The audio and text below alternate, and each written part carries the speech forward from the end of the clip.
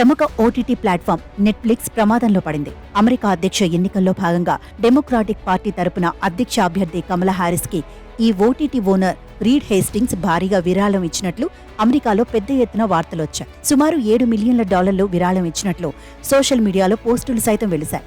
దీంతో చాలా మంది నెటిజన్లు నెట్ఫ్లిక్స్ ను బాయ్కాట్ చేయాలంటూ ఎక్స్ లో హ్యాష్ ను ట్రెండ్ చేస్తున్నారు.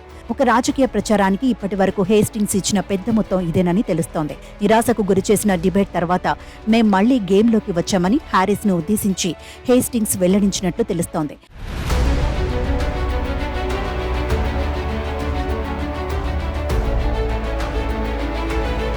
దాంతో క్యాన్సిల్ నెట్ఫ్లిక్స్ హ్యాష్ ట్యాగ్ నెట్టింట్లో ట్రెండ్ అవ్వడం మొదలైంది. తాను గతంలోనే ఆ పని చేశా, మీరు క్యాన్సిల్ చేయకపోతే ఇప్పుడు చెయ్యండి అని ఓ నెటిజన్ ట్వీట్ చేశాడు. మనకు ఎన్నో ఓటీటీలు అందుబాటులో ఉన్నాయి. దేశభక్తులారా, ఏం చేయాలో మీకు తెలుసుగా, ఆయన మద్దతుకు ప్రతిఫలం అందించండి అంటూ క్యాప్షన్ ఇచ్చాడు.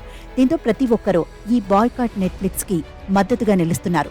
అయితే వీరంతా మాజీ అధ్యక్షుడు ట్రంప్ మద్దతుదారులని తెలుస్తోంది. ఇదిలా ఉంటే కొన్ని నెలల్లో అమెరికా అధ్యక్ష ఎన్నికలు జరగనున్న తరుణంలో ఇటీవలి కాలంలో కీలక పరిణామాలు చోటు చేసుకున్నాయి. ట్రంప్ పై ఒక దుండగుడు హత్యాయత్నానికి పాల్పడటంతో ఆయనకు లభిస్తోన్న మద్దతు అనూహ్యంగా పెరిగింది. అదే సమయంలో ప్రత్యర్థి వర్గంలో మార్పులు జరిగాయి. అధ్యక్షుడు జో బైడెన్ పోటీ నుంచి వైదొలిగారు. హారిస్ కు తన మద్దతు ఉంటుందని చెప్పారు. ఆ తర్వాత నుంచి ఆమెకు స్వపక్షంలోనూ మద్దతు పెరుగుతూ వస్తోంది. ఈ క్రమంలోనే ఆమెపై ట్రంప్ వర్గం నుంచి తీవ్ర విమర్శలు వ్యక్తమవుతున్నాయి.